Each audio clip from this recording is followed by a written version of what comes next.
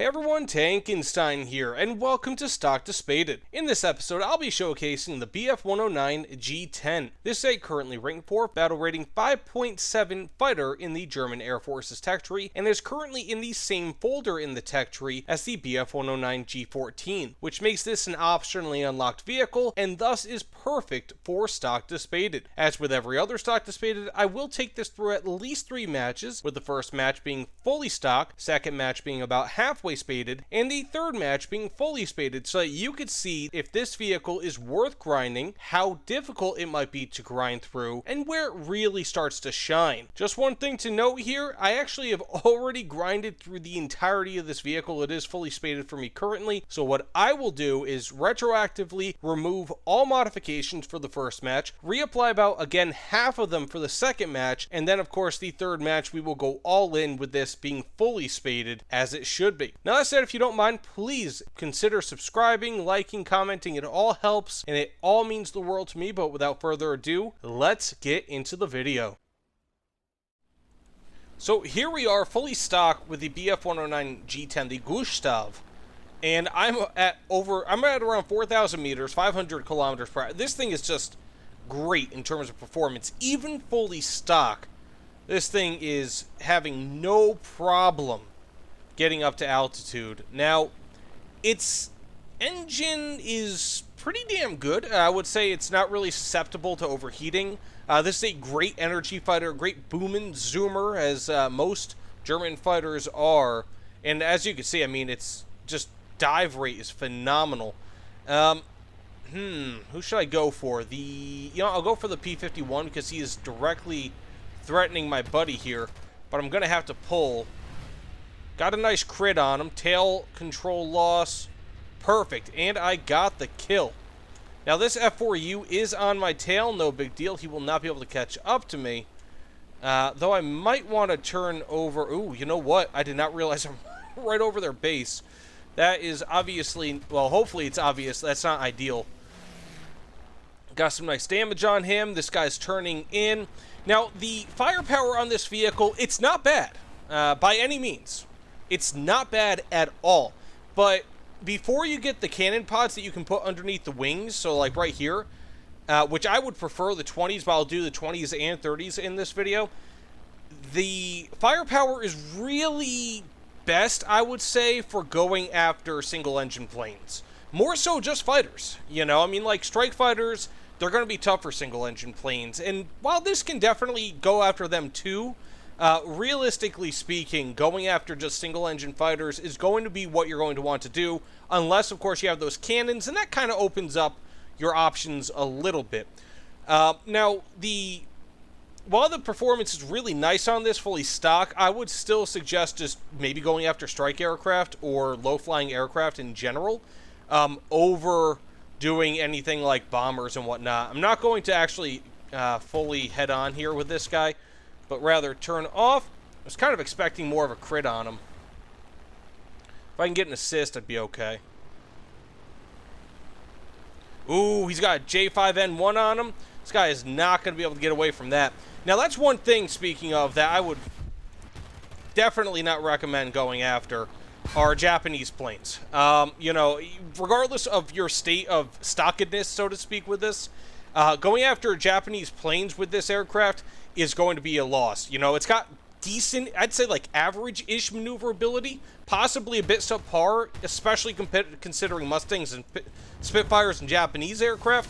But either way, let's get into the halfway spaded match. Not too bad for a, the first match. Again, fully stocked, decent enough. Number 1 on the team. So here we are about halfway spaded with the BF-109 G-10.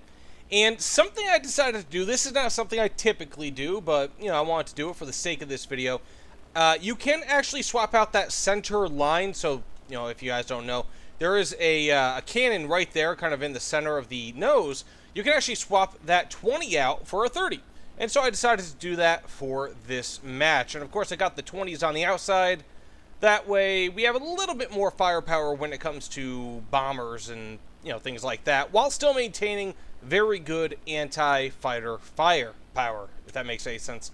But either way, you know, halfway spaded, like the performance that was already really good on this is now really, really good. And now I'm not saying like that the G-10 is like the end-all be-all for fighters for performance, because it isn't. But it is pretty nice, again, especially fully stock. The big problem with the 30s, though, is that they do not have much muzzle velocity, unfortunately. So hitting this guy is going to be a little bit of a challenge, and did not work at all. So let's go ahead and just turn down here. Oh, I got the kill somehow. I'll take it. Okay, so let's just go dive down on this A26 down here, and hopefully I can get a little bit better there. It looks like I may have weakened his wing, and then in the process of him turning, his wing got destroyed. Now, we do have this P-51 there. That does make me a bit nervous, but overall, regardless of the threat, I am going to be much better armed versus it. So whether it's, again, bombers, attack aircraft, strike aircraft, fighters, doesn't really matter. Having that 30 and those extra 20s is tremendous. So let's go ahead and start firing. In some ways, you do have to start firing really early if you do want to hit with that 30. Got the kill. Let's turn up. Hopefully I don't get hit. And got that kill. Very nice. Now I'm wondering, is that the P-51 from before? It doesn't really necessarily matter all too much, but not too bad thus far. 2 kills. And a bit of a surprise versus that B-17, but that would have been likely an assist if nothing else. And I still have plenty of ammunition left. So it does help. Also, I do have the air target rounds for the 13mm, because they do have, if I'm not mistaken, a little bit more, incendiary firepower compared to the standard, which is what I want, because in my opinion, those 13 mils, they are among the worst HMGs in the game, which is funny because the 20, the MG151 20mm, is, in my opinion, one of the best 20s in the game, regardless of the era. So it's kind of a give and take with this. Okay, and got the kill. Don't know what got that kill, whether it was the 30 or the 20s, but still did well either way. And because we're still kind of far away, I might just go ahead and land. But insofar, just so I can get my ammunition back, as well as some fuel, but insofar as this plane is concerned, I mean, it's just wonderful. I mean, genuinely, even halfway spaded, it's wonderful. And that's one of the great things when it comes to any of the BF-109s, really, is that they're very usable when it comes to pretty much anything that you want to do, at least insofar as, like, fighting is concerned. If you want a more nimble fighter, just keep it without the gun pods underneath. If you want a, you know what, I'm going to have to go turn around. This thing has a terrible braking system. But it just has so much that you can do. You know, you can be more nimble, you can be more of a heavy gunfighter, you can be like somewhere in the middle. Really pick and choose what you want, and this can do it.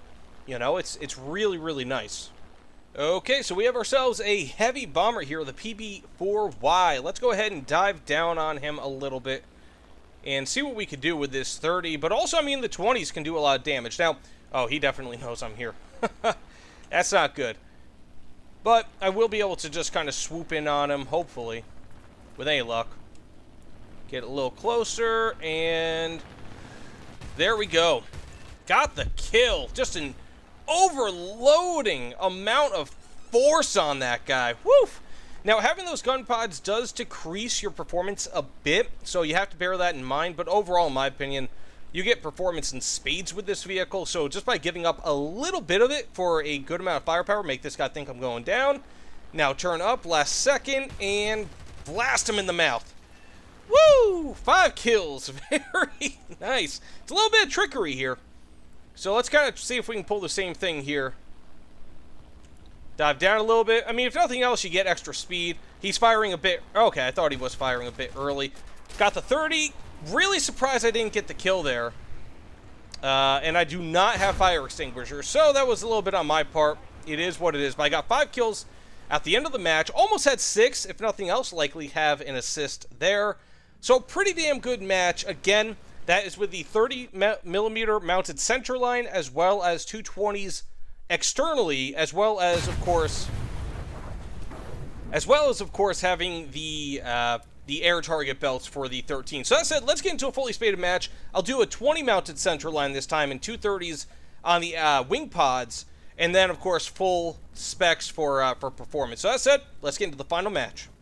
Now of course here we are fully spaded with the BF-109 G-10, and again I do have the 20mm mounted center line, but I do have those 30s on the exterior, which provide me around, I think, 9 kilograms per second of burst mass, which is pretty nice.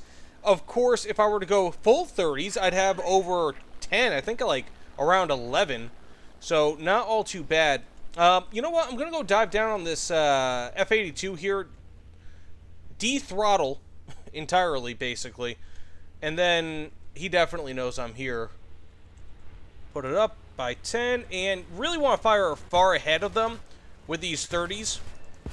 Because they are just so damn slow. Like I said, the muzzle velocity is ridiculously low on them, but they are awesome for fighting those larger aircraft. I mean, F-82s, at least in my experience, have a tremendous amount of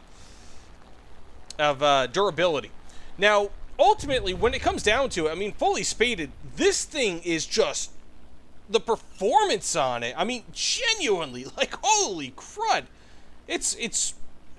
I really don't it's difficult to say how good it is without completely fawning over it. Now, this is the same BR, at least in RB, as the K4, which I think is a little bit better than this. I think. It's been a while since I played it, so if it's not, you know, definitely let me know in the comments below, but it's amazing. This is a great plane. Like I said, you can pretty much play it how you want. Now, this guy is definitely going in for me. Got these 30s, so you want to fire a touch high. He damaged me a lot more than I wanted, because I didn't want to be damaged at all. But that's kind of the territory. So, that said, I've already lost all of my 30mm ammunition. So, I'm just going to go ahead, land back at base. I got plenty of engine power still left, but not so bad thus far. I'm gonna obviously get back up in the sky and fight again in a few moments, but you know, overall this vehicle is incredibly powerful. You know what, while I'm at the base, I'm gonna go ahead and just switch to an all 20 loadout, because you saw what the 30s look like. So I'm going to get back up in the sky with the 20s. And bear in mind, actually, the 20mm gun pods do weigh a touch more and have a little bit more drag than the 30s, as one could imagine. These are basically home run hitters. So let's land, switch up the loadout, which, by the way, you can do. And then we should be good to hopefully take out some fighters. And by the way, if you guys didn't know, you can, in fact, change your loadouts in the middle of an RB, air RB match, not in ground RB. So if you're in a CAS plane, you can't do that. But basically, all you have to do is just wait for your plane to respawn there at the end of the runway after being rearmed and rearmed, refueled, repaired. And then once you're there, if you don't move, J out of it, and you can reselect a new loadout. Fun fact. So as we get closer and closer to this PB4Y, which, by the way, because I thought that there'd be fighters that I'd had to fight, I got rid of my 30s for my 20s. But beside the point. As we get closer, let's just kind of go over kind of the strengths, weaknesses, pros and cons. You guys know the deal of this aircraft. Do I like it?